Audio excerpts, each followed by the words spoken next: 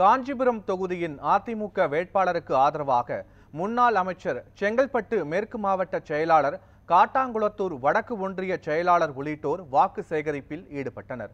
காஞ்சிபுரம் மக்களவை தொகுதியில் அதிமுக சார்பாக போட்டியிடும் வேட்பாளர் ராஜசேகர் தீவிர தேர்தல் பிரச்சாரத்தில் ஈடுபட்டுள்ளார்.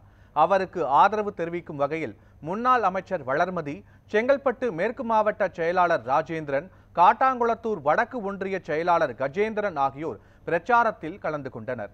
அப்போது நெடுகுன்றம் பகுதியில் 35 அடி உயர ராட்சத மாலை அணிவித்து வேட்பாளருக்கு உற்சாக வரவேற்பு அளித்தனர். தொடர்ந்து வாக்கு சேகரிப்பில் ஈடுபட்ட அதிமுக தொண்டர்கள் அதிமுக கொடி மற்றும் அதன் கூட்டணி கட்சி கொடிகளை கையில் ஏந்தி தீவிர வாக்கு சேகரிப்பில் ஈடுபட்டனர்.